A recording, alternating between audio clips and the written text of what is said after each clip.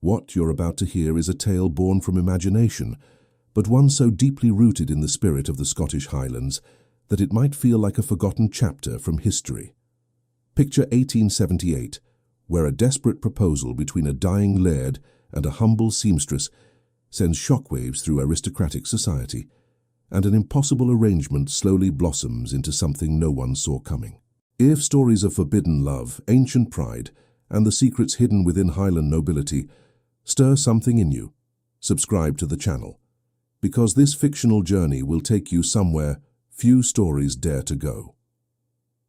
The mist clung to the ancient stones of Castle Valmont like whispered secrets, while the scent of heather and peat smoke drifted through chambers that had witnessed 5 centuries of Highland pride. The morning mist rolled across Glen Valmont like ghostly fingers, caressing the heather-covered hills that had witnessed centuries of Highland glory and tragedy. In the humble stone cottage at the glen's edge, Clara MacLeod awakened before dawn to the familiar sound of her aunt's laboured breathing echoing through the thin walls. At 20, Clara possessed the quiet dignity of those who had learned early that life distributed its blessings with cruel inequality. Her nimble fingers, calloused from countless hours with needle and thread, worked magic on the torn silk gown spread across her lap, a dress belonging to Lady Margaret from the neighbouring estate, who required it mended for the upcoming Highland Games. The cottage, with its low-beamed ceiling and earthen floor, seemed to shrink around Clara's dreams. Through the single window, she could glimpse the imposing silhouette of Castle Valmont perched on its rocky outcropping like a sleeping giant. The ancient fortress had dominated the glen for 500 years, home to the Valmont Lairds, who ruled these lands with Highland pride and unwavering honour. From the back chamber came another violent cough, followed by the telltale rustle of blood-stained linen. Aunt Mercedes had raised Clara since the fever took her parents when she was but 7 years old.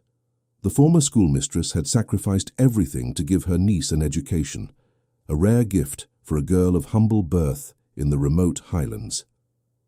Clara set aside her mending and padded barefoot across the cold stone floor. Mercedes lay propped against threadbare pillows, her once vibrant red hair now silver-streaked, her green eyes dulled by the wasting disease that consumed her lungs. The travelling physician from Edinburgh had been blunt. Without proper medicines and care, Mercedes had perhaps weeks remaining. "Don't fuss, Mo Cria," Mercedes whispered in the Gaelic endearment she'd used since Clara was small. "The MacLeods have faced worse than death and held their heads high." But Clara knew the terrible arithmetic that governed their lives. The medicines cost more than she earned in 6 months of mending and sewing for the scattered Highland families. Even selling her grandmother's silver brooch, their last valuable possession, would buy perhaps another month of grace. As afternoon shadows lengthened across the glen, Clara returned to her needlework, each stitch a prayer against despair.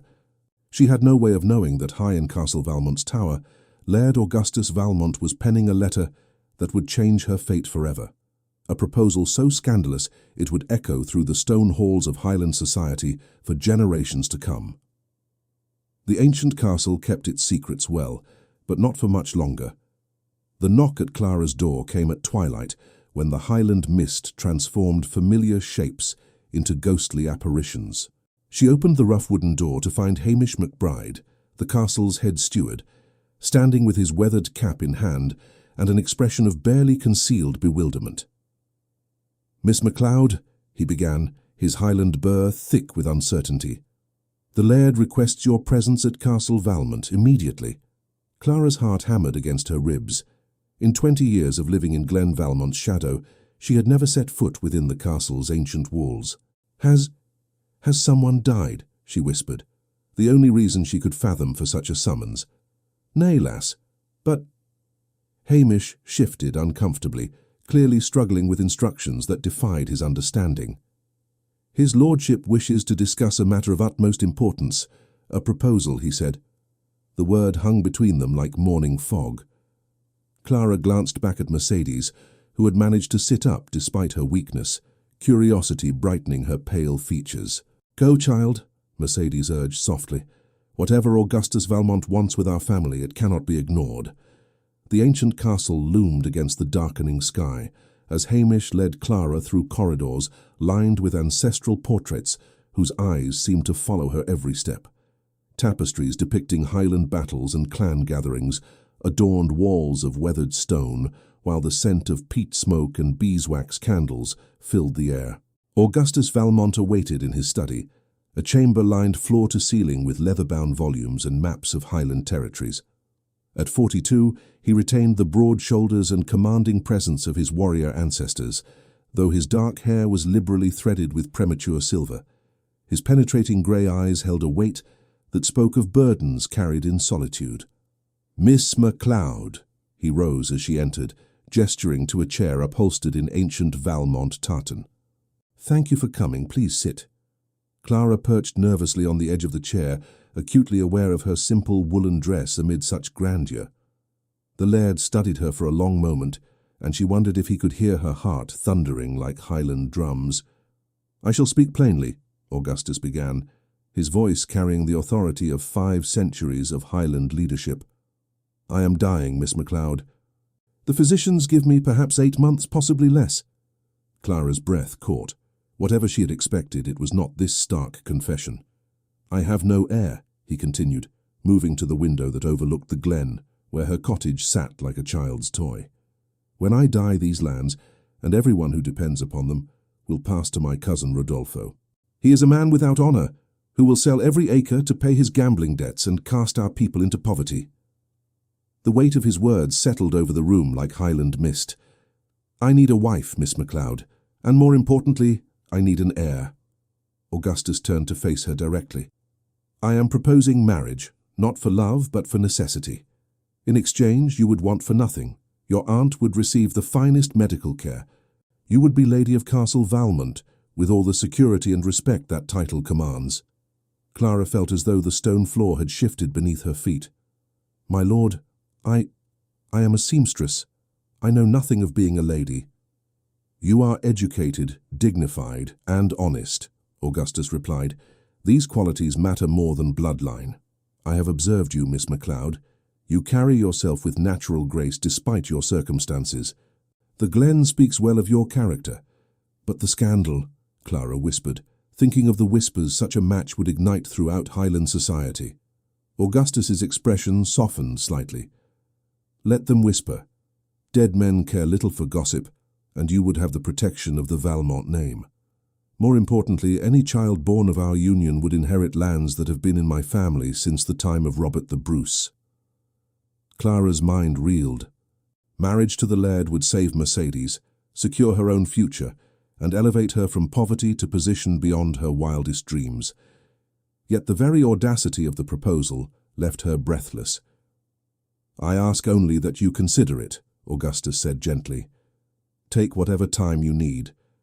But know that my offer comes with complete sincerity, and the promise that you would be treated with utmost respect and dignity." As Clara walked back through the mist-shrouded glen, her aunt's words echoed in her mind. "Sometimes, the most impossible paths lead to the most extraordinary destinations." Little did she know that her answer would echo through Highland history for generations to come. 3 days of sleepless nights followed Augustus's proposal. Clara paced the cottage's small confines, while Mercedes watched with knowing eyes that held both hope and concern. The weight of decision pressed upon her shoulders like Highland stone. "What does your heart tell you, Mo Crea?" Mercedes asked on the 3rd evening, her voice barely a whisper above the crackling peat fire. "My heart is terrified," Clara confessed, sinking into the worn wooden chair beside her aunt's bed. "But my mind sees salvation for both of us." "He speaks of respect and dignity, not love. Perhaps that is more honest than most marriages among the gentry." When Clara returned to Castle Valmont with her answer, Augustus received the news with quiet satisfaction rather than joy. "You honour me with your acceptance," he said formally, though she detected relief in his grey eyes. "We shall marry within the fortnight.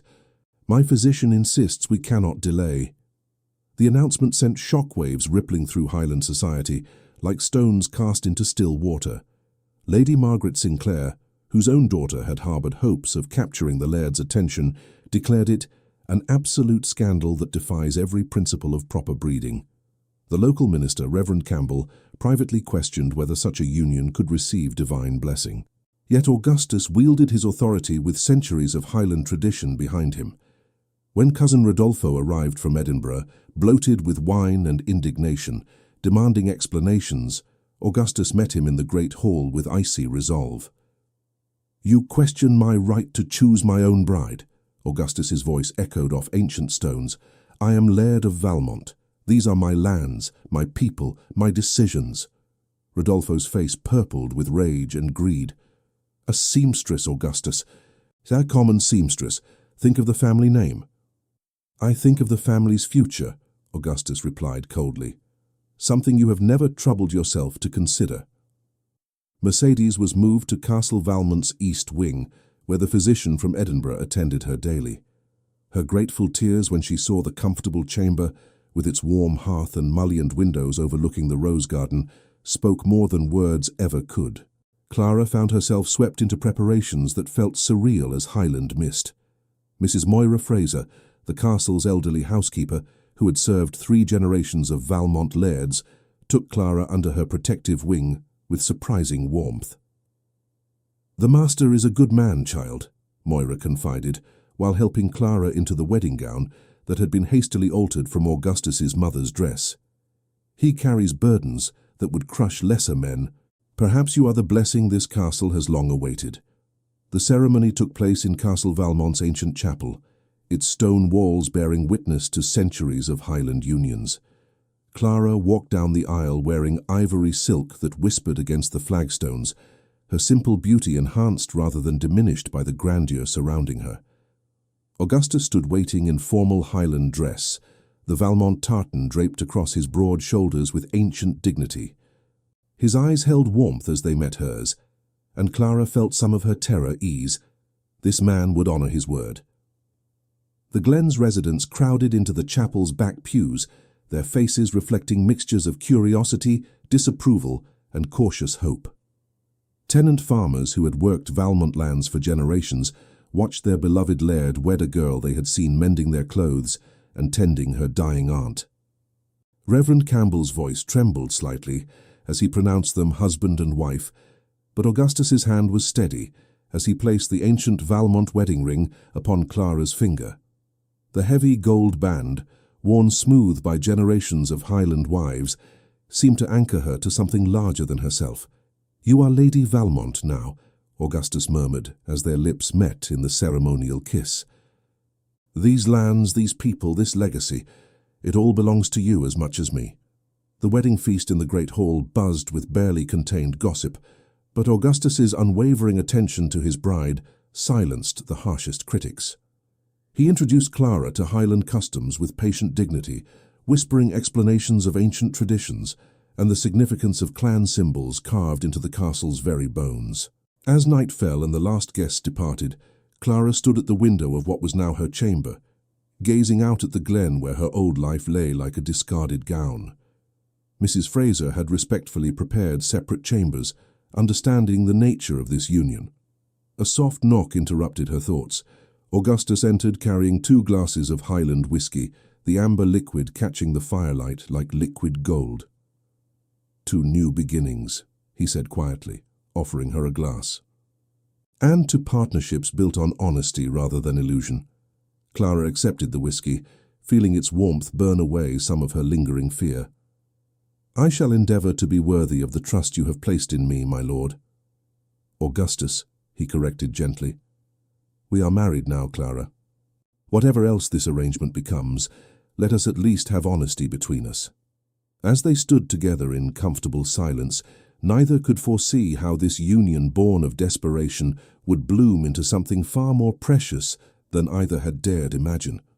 The morning after her wedding, Clara awakened in chambers grander than any she had ever imagined. Sunlight streamed through diamond-paned windows, illuminating tapestries that depicted Highland legends and casting rainbow patterns across Persian carpets that had graced these floors for generations. Mrs. Fraser arrived with breakfast served on china bearing the Valmont crest, a golden eagle soaring above Highland peaks. "His lordship awaits you in the estate office whenever you are ready, my lady," she said with respectful warmth. "He wishes to begin your education in the management of Valmont lands." Clara dressed carefully in a morning gown of deep blue wool that Augustus had commissioned from the finest seamstress in Edinburgh, a woman who had shown proper deference when measuring the new Lady Valmont, though her eyes betrayed curiosity about this unprecedented match. The estate office occupied the castle's southwest tower, its walls lined with maps, ledgers, and portraits of previous Valmont lairds. Augustus stood studying a detailed survey of their lands, his face drawn with fatigue that spoke of sleepless nights. Clara noticed the slight tremor in his hands as he gestured to the extensive holdings that stretched across 3 glens. "These maps represent more than property, Clara," he began, his voice carrying the weight of ancestral responsibility. "Every cottage, every field, every stream supports families who have served the Valmonts for generations. Their prosperity or poverty depends upon decisions made within these walls." Clara studied the intricate charts with growing awe. The Valmont holdings encompassed thousands of acres, from fertile valley farmland to high highland pastures where hardy sheep grazed among ancient standing stones. "Here," Augustus pointed to a cluster of buildings near the river, "live the MacGregors. Donald MacGregor has served as head shepherd for 30 years. His son Jamie shows promise with the horses, and his daughter Elias helps her mother with the dairy. Their well-being matters as much as any profit we might earn." Over the following weeks, Augustus guided Clara through every aspect of estate management with patience that surprised them both. She learned the delicate balance of Highland agriculture, the ancient rights and responsibilities that bound laird and tenant, the seasonal rhythms that had governed glen life for centuries. "You possess a natural understanding of people's needs," Augustus observed one afternoon, as Clara reviewed proposals for improving tenant cottages. "Perhaps because you have known, want yourself."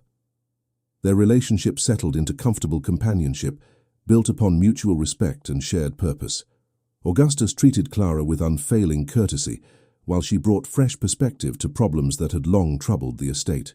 Her suggestions for a community school and improved medical care for workers met with his immediate approval. "My mother always said that true nobility lies in service to others," Augustus remarked as they walked through the castle gardens, where Mercedes spent her improving afternoons. "You embody that principle better than most who claim ancient bloodlines." Mercedes herself marveled at Clara's transformation. "You carry yourself like a queen, Mocree," she said one evening, as they shared tea in her comfortable chambers. "But more importantly, you remain yourself. That is the greatest gift you can give these people: authentic leadership." As autumn painted the Highland hills in shades of gold and crimson, Clara discovered depths to her husband that few had glimpsed. Despite his reserved manner, Augustus possessed gentle humor and genuine concern for every soul on his lands. His evening letters to tenant families facing difficulties revealed a compassionate heart that his formal exterior concealed. "Why did you choose me?" Clara asked one evening, as they shared whiskey before the great hall's massive fireplace. "Surely there were ladies of proper breeding who would have accepted your proposal." Augustus was quiet for so long that Clara thought he might not answer. Finally, he spoke with characteristic honesty. "Because you understand hardship without bitterness, dignity without arrogance. Because when I observed you caring for Mercedes, I saw the kind of person I hoped to be, one who serves others before themselves." He paused, swirling the amber liquid in his glass. "And because something in your eyes reminded me that hope exists even in desperate circumstances." Clara felt warmth spread through her chest that had nothing to do with Highland whiskey. "You have given me more than security, Augustus. You have given me purpose." Their hands touched briefly on the table between them, and Clara realized with surprise that the trembling was no longer just from his illness. Something deeper was taking root between them, a connection neither had anticipated when they spoke their marriage vows. Winter's approach brought intimacy born of shared evenings by the fire, discussing estate matters, reading aloud from Augustus's extensive library, and discovering unexpected harmony in their partnership. Clara began to understand that she was falling in love with her husband, not with the romantic passion of fairy tales, but with the deeper affection that grows between souls who truly see and value one another. Augustus felt it too, she realized, in the way his grey eyes softened when she entered a room. in the gentle protectiveness with which he guided her through Highland's social obligations, in the quiet pride he took in her growing confidence as Lady Valmont. Neither spoke of love directly. The terms of their arrangement seemed to forbid such vulnerability, but in the Highland winter's gathering darkness, something precious was blooming between them, as beautiful and unexpected as heather flowering in snow. Winter settled over Glen Valmont like a heavy tartan, wrapping the castle in crystalline silence, broken only by wind singing through ancient battlements. Clara had grown into her role as Lady Valmont with natural grace, but the Highland social season brought challenges that tested her newfound confidence. The first gathering came in December, when neighbouring lairds and their families arrived for the traditional Yuletide feast. Clara descended the great staircase wearing emerald silk that complemented her eyes, the Valmont pearls gleaming at her throat like captured moonlight. Augustus waited at the bottom of the stairs, his face lighting with unmistakable pride as she approached. "How you are magnificent," he murmured, offering his arm with ceremonial formality that barely concealed deeper affection. Lady Margaret Sinclair arrived with her daughter Isabel, both women radiating disapproval disguised as polite curiosity. "How quaint to see Castle Valmont entertaining again," Lady Margaret observed with acid sweetness as Clara greeted them in the receiving line. "I confess surprise at how quickly you've adapted to your elevated circumstances." Clara felt the barb, but responded with dignity Augustus had helped her cultivate. "The Highland traditions are beautiful, Lady Margaret. I consider myself fortunate to learn from such rich heritage." Cousin Rodolfo attended with barely concealed resentment, his bloodshot eyes following Clara's every movement as though searching for evidence of unworthiness. He had grown corpulent and dissolute in Edinburgh, his gambling debts mounting while he awaited inheritance that would now never come. "Tell me, cousin," Rodolfo addressed Augustus during dinner, his voice carrying enough wine to float a Highland longboat, "how fares your health? You look rather piqued." Augustus's response was measured but cold. "Well enough to see my heir safely established, I assure you." The word heir sent ripples of speculation around the dining table. Clara felt heat rise in her cheeks, knowing that every guest was calculating months and watching for signs of the pregnancy that would secure the Valmont succession. Young Lord Cameron Fraser, recently returned from Oxford, showed Clara marked attention that did not escape notice. During the evening's dancing, he partnered her for several sets, his admiration evident in every glance. "You dance beautifully, Lady Valmont," Cameron said as they moved through the intricate steps of a Highland reel. "Augustus is fortunate indeed." Clara caught Augustus watching from beside the massive fireplace, his expression unreadable but intent. When Cameron escorted her back to her husband's side, Augustus's hand found hers with possessive warmth that sent unexpected shivers up her spine. "Thank you for entertaining my wife so graciously," Augustus said to Cameron with perfect courtesy edged in Highland steel. "She brings light to these ancient halls." The possessiveness in his tone was unmistakable, and Clara felt her heart flutter with dangerous hope.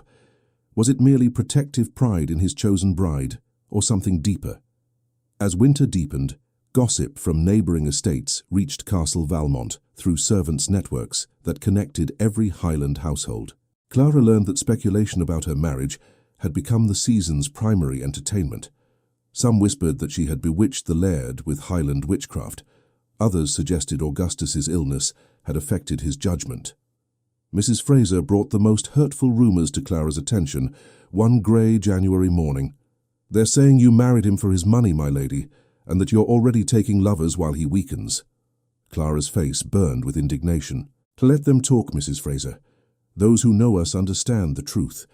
But the whispers stung, particularly when they reached Mercedes's ears. "Pay them no mind, Mocria," her aunt counselled during one of their afternoon visits. "Jealousy always speaks loudest when it fears being silenced forever."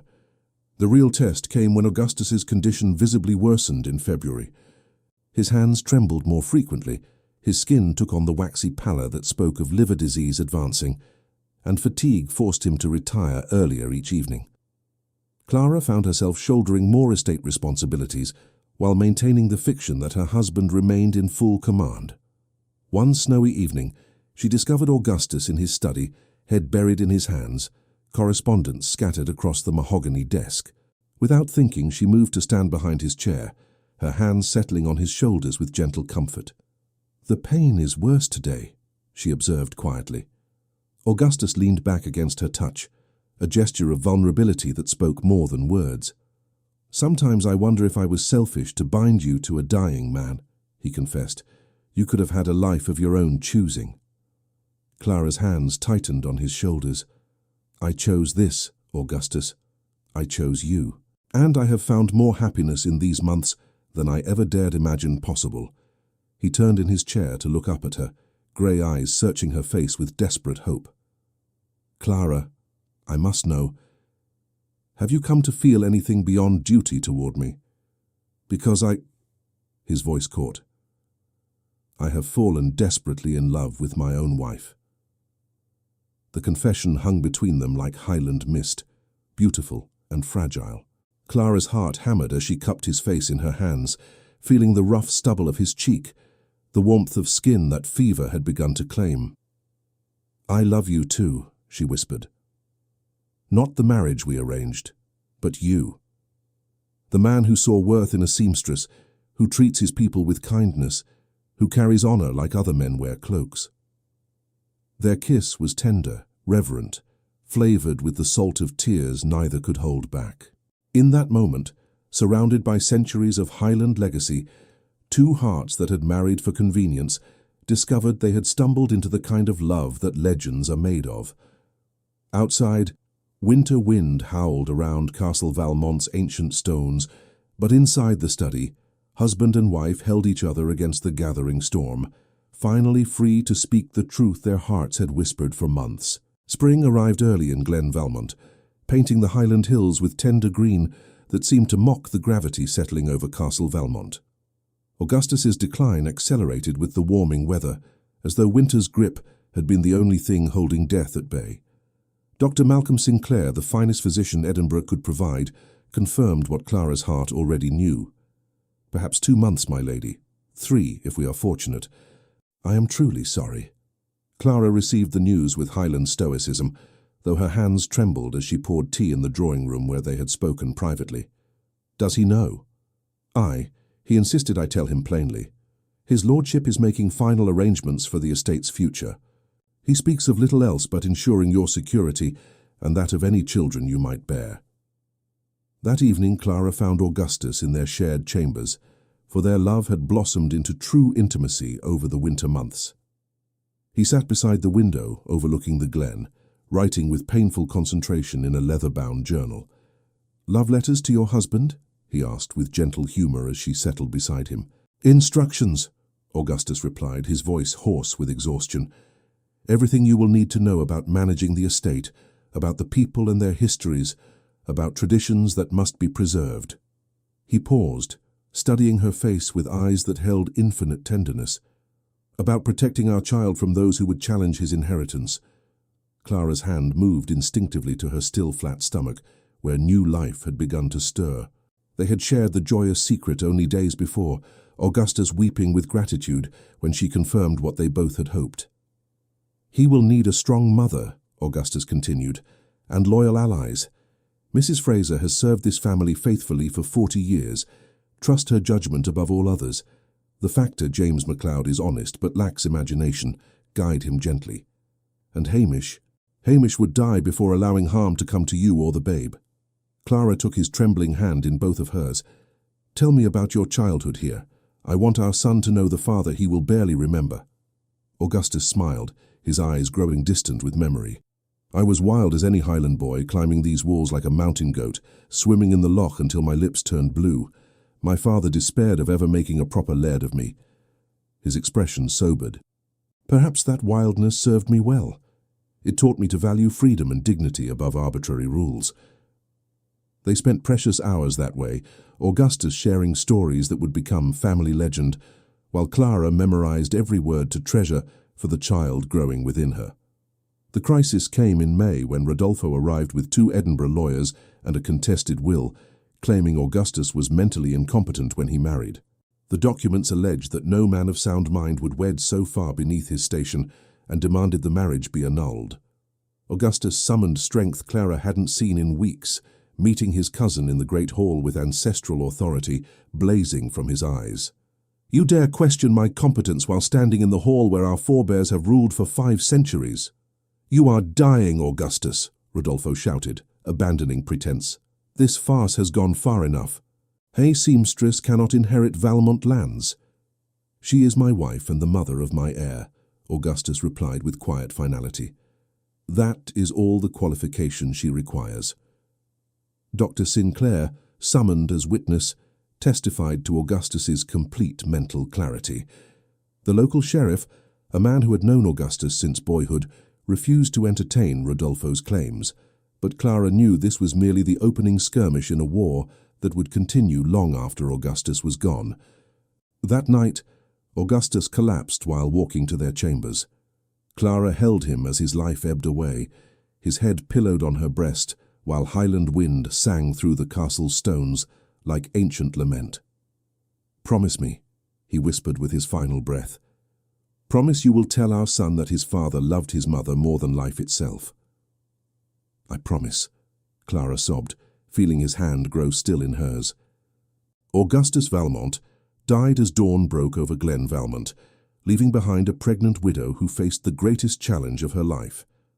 But he had given her more than name and title.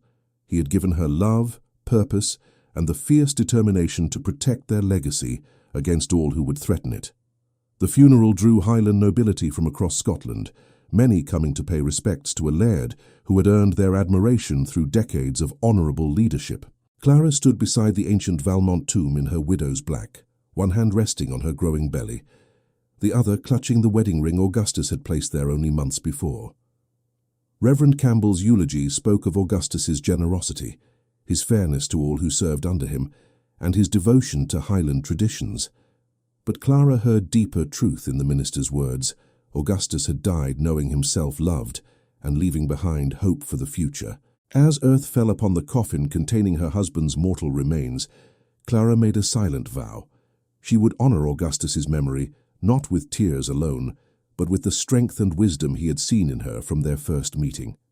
Their son would grow up knowing his father's courage, his compassion, and his unshakable belief that true nobility came not from bloodlines, but from how one chose to serve others. The battle for Castle Valmont had only just begun. Gabriel Augustus Valmont entered the world on a crisp October morning in 1879, his first cry echoing through Castle Valmont's ancient halls like a battle horn announcing victory. Clara held her newborn son against her breast, marvelling at his perfect features and the thick, dark hair that marked him unmistakably as Augustus's child.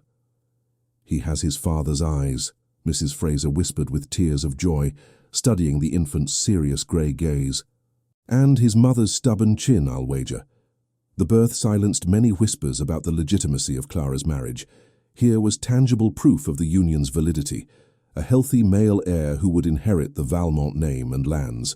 But Rodolfo's threats had not diminished. If anything, Gabriel's existence intensified his cousin's desperate schemes. Clara proved a fiercely protective mother, nursing Gabriel herself, despite social conventions that suggested noble ladies should employ wet nurses. She refused to be separated from her son for more than necessary hours, remembering Augustus's words about the importance of a mother's constant love. "You spoil the lad," Mrs. Fraser observed fondly, as Clara rocked Gabriel by the nursery's tall windows.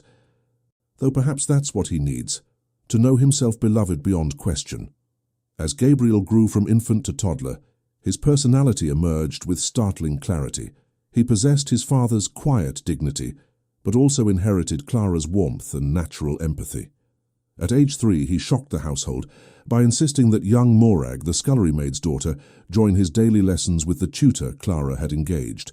"She wants to learn her letters too," Gabriel announced with 4-year-old authority, pulling the shy girl forward. "Papa's book says everyone should read."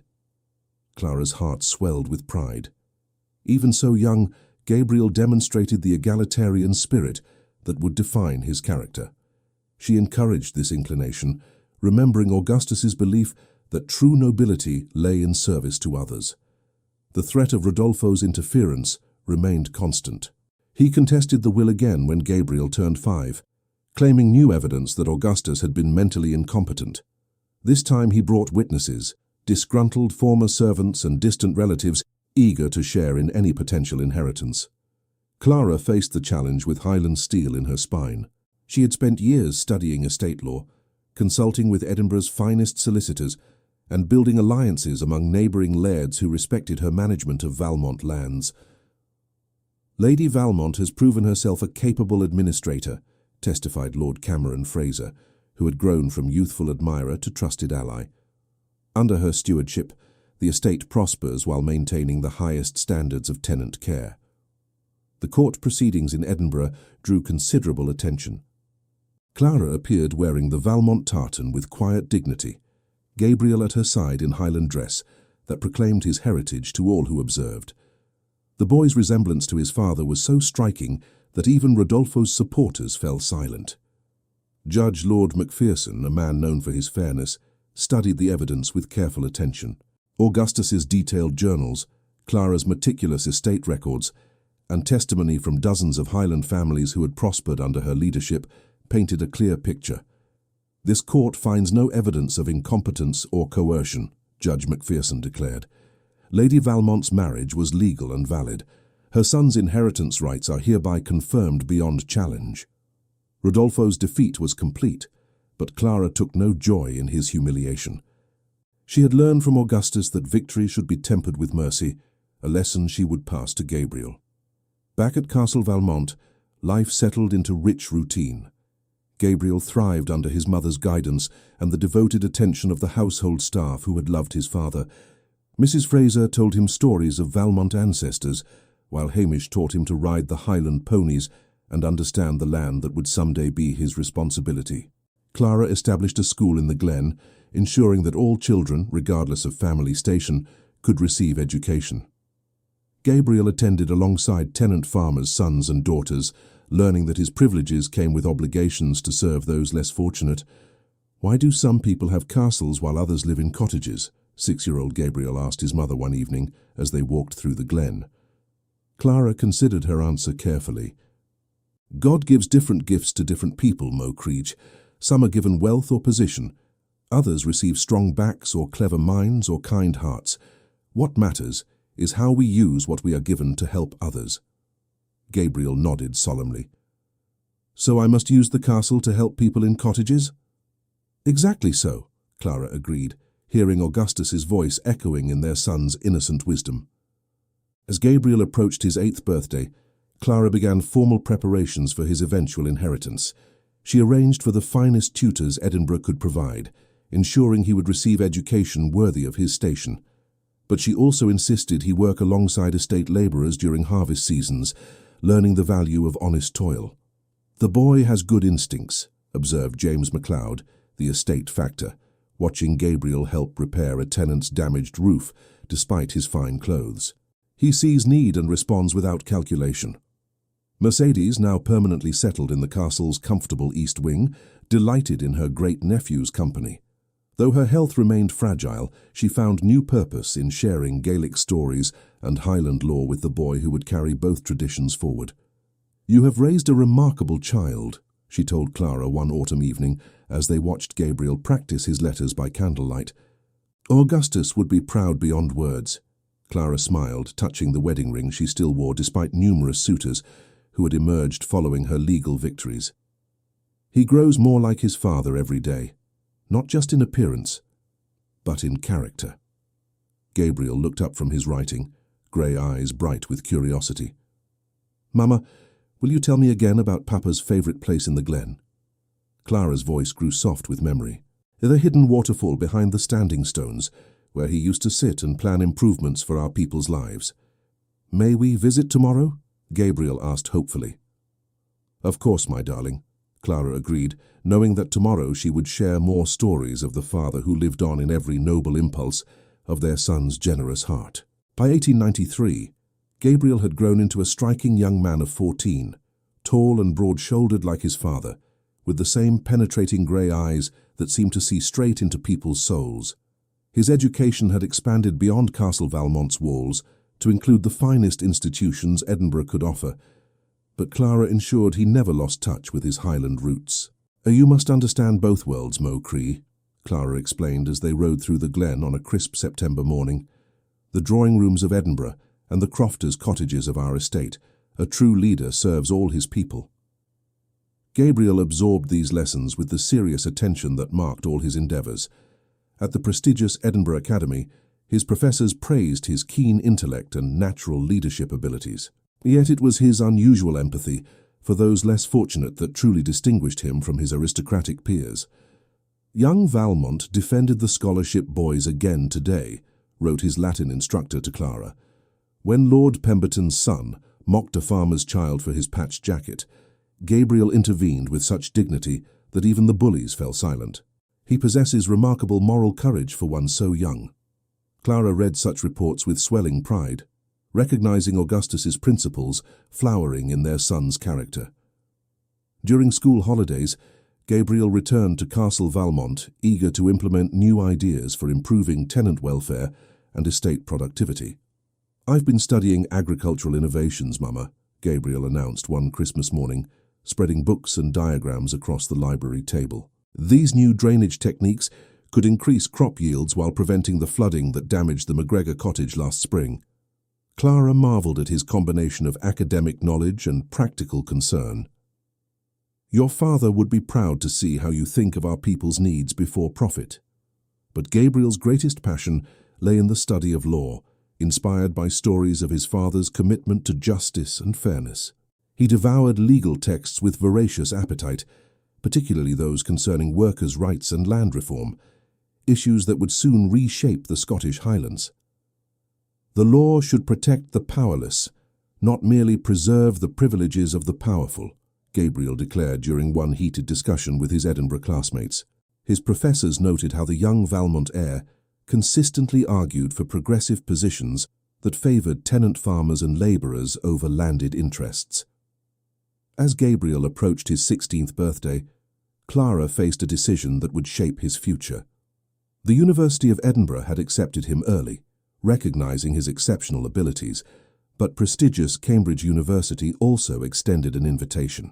Cambridge would provide connections throughout the British Empire, counselled Lord Fraser during one of his regular visits to Castle Valmont. The contacts Gabriel makes there could prove invaluable for his future political career. Clara valued Lord Fraser's advice. Their friendship had deepened over the years, though she had gently deflected his subtle suggestions of marriage. Her heart remained bound to Augustus's memory, and Gabriel provided all the companionship she required. "What does your heart tell you, Gabriel?"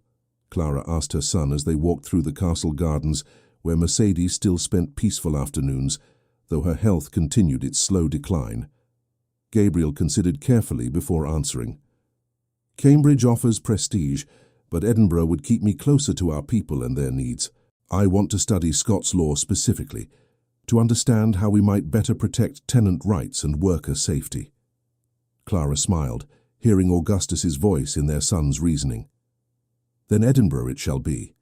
A laird's first duty is to his own lands and people." Gabriel's university years proved transformative. He excelled in jurisprudence, while maintaining deep connections to Highland traditions. His professors at Edinburgh were impressed by his thesis on land reform, which proposed innovative solutions to the poverty and displacement affecting Highland communities throughout Scotland. Young Valmont argues that enlightened landowners have moral obligations beyond mere legal requirements, noted Professor Douglas MacLeod, himself a distant relation of Clara's family. His vision of aristocratic responsibility could revolutionize Highland society. During university breaks, Gabriel implemented pilot programs on Valmont lands that tested his theoretical knowledge against practical realities. He established a workers' compensation fund, improved housing standards for estate employees, and created the first Highland library open to all social classes.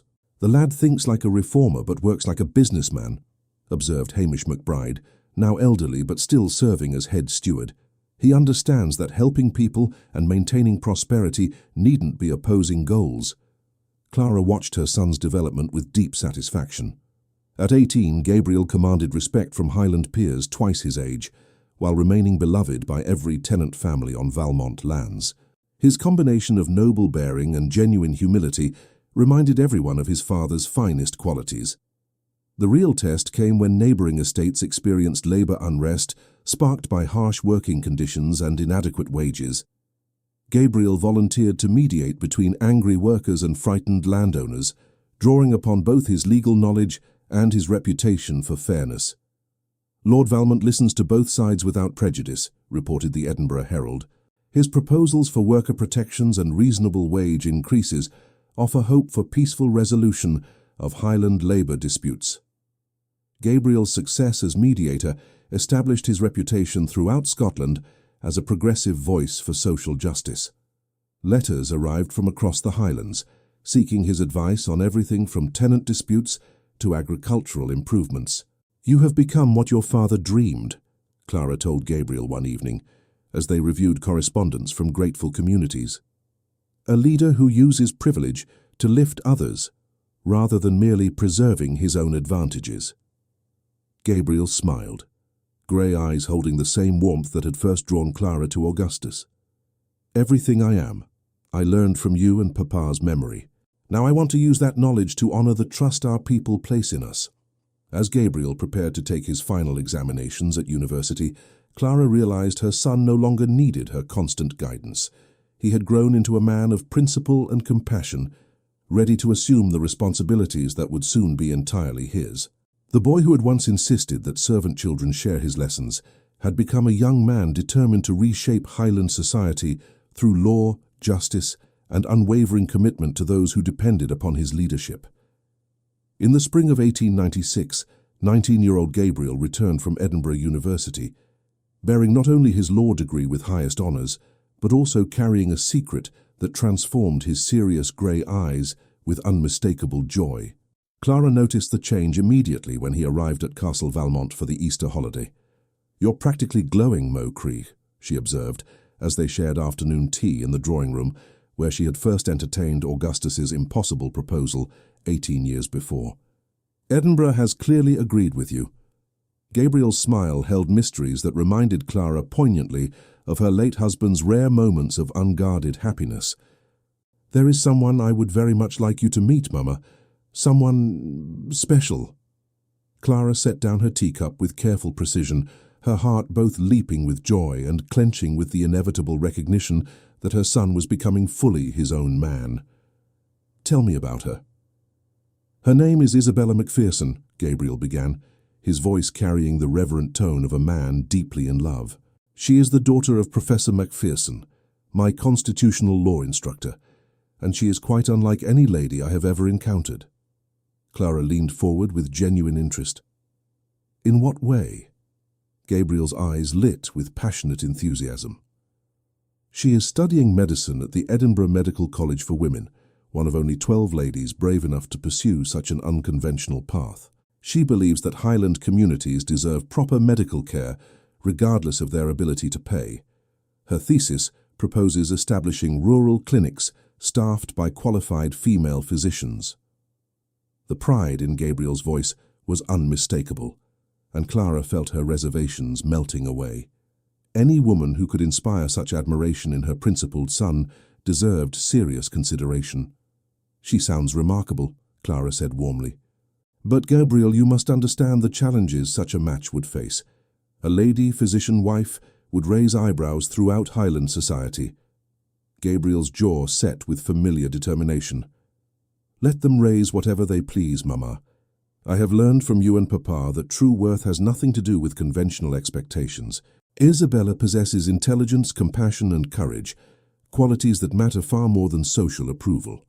Clara smiled, hearing echoes of Augustus's defense of their own unconventional marriage. "Then you must invite Miss Macpherson to visit us. I am eager to meet the woman who has captured my son's heart."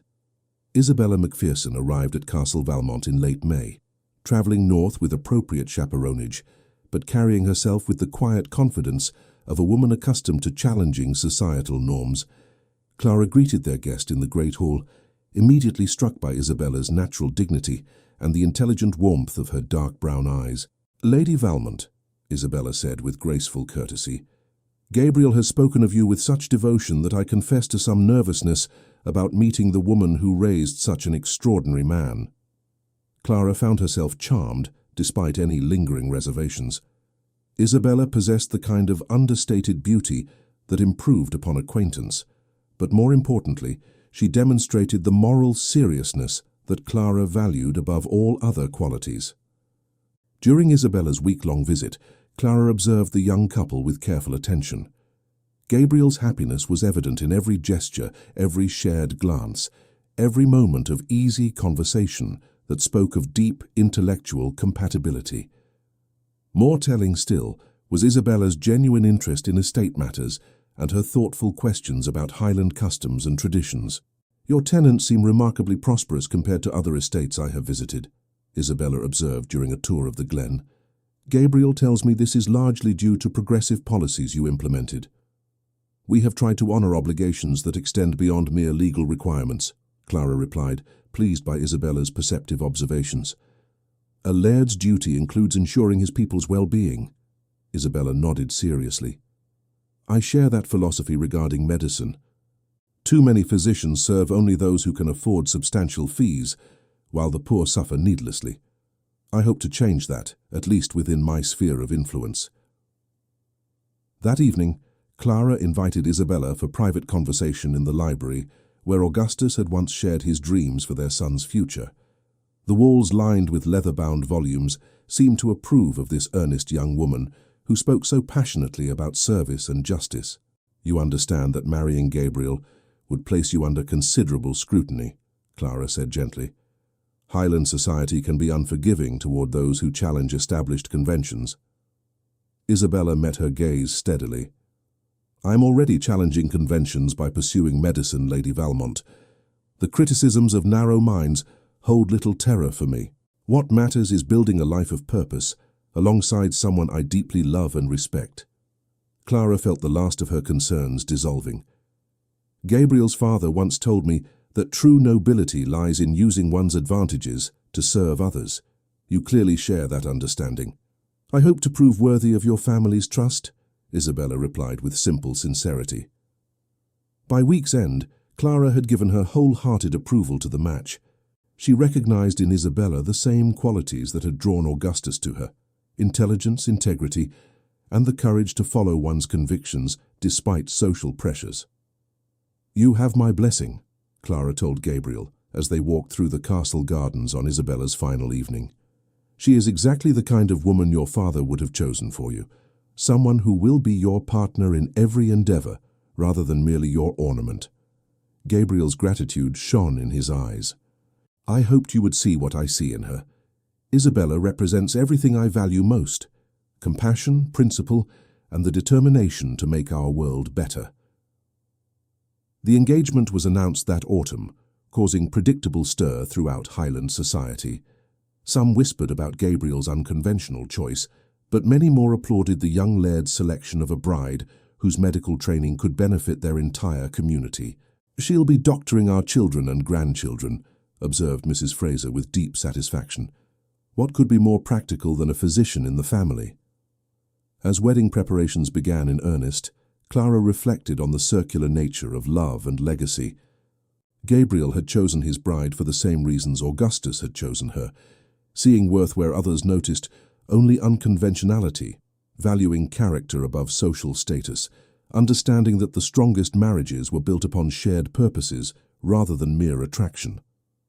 The wedding would take place the following spring, uniting two hearts that had found each other through love rather than arrangement, yet promising the same kind of transformative partnership that had blessed Clara and Augustus's unlikely union. Spring of 1897 brought Gabriel's wedding day, and with it a celebration that would be remembered throughout the Highlands for generations. Isabella Macpherson became Isabella Valmont in the same ancient chapel where Clara had spoken her vows to Augustus nearly 20 years before, but this ceremony radiated the joy of true love freely chosen. Clara watched from the front pew as her son pledged his life to the remarkable woman who would help him reshape Highland society. Isabella wore Clara's own wedding dress, carefully altered and refreshed. the Valmont pearls gleaming at her throat as symbols of continuity and acceptance. "Your father would be so proud," Clara whispered to Mercedes, who had insisted on attending despite her increasing frailty. At 74, her beloved aunt remained Clara's closest confidant and wisest counsellor. "Both our boys chose well," Mercedes replied, her eyes bright with tears of joy. "Love has blessed this family in the most unexpected ways." The wedding feast filled Castle Valmont with laughter and music for the first time since Augustus's death. Highland nobles, tenant farmers, university professors, and medical colleagues mingled in celebration that transcended social boundaries, exactly as Gabriel and Isabella had hoped. "To the future," toasted Lord Fraser, raising his glass to the newlyweds. "May your partnership bring healing to the Highlands, and hope to all who need champions." Gabriel and Isabella established their married life in the castle's renovated West Wing, creating space for Isabella's medical practice alongside Gabriel's legal work. Their drawing room became a consulting chamber where Highland families could seek both legal advice and medical care without fear of crushing fees.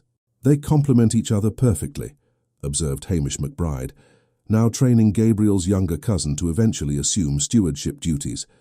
"She heals bodies while he heals injustices. Together, they're transforming what it means to be Highland nobility." Clara found deep satisfaction in watching her son and daughter-in-law work as equal partners. Isabella's medical practice flourished, treating everyone from duchess to dairymaid with identical skill and compassion. Gabriel's legal advocacy helped tenant farmers secure fairer contracts and working conditions throughout Scotland. By 1898, their influence extended far beyond Glen Valmont. Gabriel served on parliamentary committees addressing Highland labour issues, while Isabella published papers on rural healthcare that influenced medical policy across Britain. Their marriage had become a symbol of progressive partnership that inspired reformers throughout the empire. 20 years, Clara mused one golden September afternoon as she sat in her favourite spot overlooking the glen. Mercedes rested nearby, her breathing laboured but peaceful. 20 years since Augustus made his impossible proposal. Mercedes smiled with the serenity of one who had witnessed love triumph over every obstacle. "And look what grew from that desperate arrangement, Mocria. A dynasty built not on conquest or wealth, but on service and compassion." Clara touched the wedding ring she still wore, thinking of Augustus's final words about telling their son how deeply he had loved his mother. Gabriel knew that story by heart now, and had chosen to honour his parents' legacy by building his own marriage on equally solid foundations of mutual respect and shared purpose. The vindication came when Queen Victoria herself visited Castle Valmont during her Highland tour, drawn by reports of the remarkable social innovations being pioneered there. Clara received Her Majesty in the Great Hall, wearing the Valmont tartan with quiet dignity. "Lady Valmont," the Queen observed, "your estate has become renowned throughout our realm for its progressive treatment of workers and tenants. This is precisely the kind of enlightened leadership our Scottish subjects deserve." Gabriel and Isabella presented their work to the Queen with passionate eloquence, describing their vision of Highland society where nobility served justice rather than merely preserving privilege. Her Majesty departed expressing hope that other aristocratic families would follow the Valmont example. "Papa would have been astounded to see royalty praising policies he only dared dream about," Gabriel confided to Clara that evening. "Your father's dreams were always larger than he allowed himself to believe," Clara replied. "You have simply had the courage to make them reality." As 1898 drew to its close, Clara faced the reality that Mercedes's time was ending. Her aunt slipped away peacefully on Christmas Eve, surrounded by the love that had sustained her through 7 decades of Highland life. "She lived to see our triumph," Clara whispered to Gabriel as they stood beside Mercedes's bedside. She knew the family she helped raise had honoured every sacrifice. Mercedes's funeral brought the entire glen to pay respects to the former schoolmistress who had taught 2 generations of Highland children. Clara stood beside the grave with Gabriel and Isabella, their unborn child already stirring in Isabella's womb. New life preparing to continue the cycle of love and service. The new century approached with promise rather than uncertainty. Castle Valmont had become a beacon of progressive Highland leadership, its influence spreading throughout Scotland and beyond. Gabriel and Isabella's marriage flourished as a partnership of equals, while their expected child would inherit a legacy of justice and compassion. One February evening in 1899, Clara sat in the library where Augustus had once planned their future, surrounded by journals documenting 21 years of Highland life. She opened a leather-bound volume to record her thoughts on this anniversary of her transformation from seamstress to lady. "Today marks 21 years since Augustus first proposed marriage," she wrote.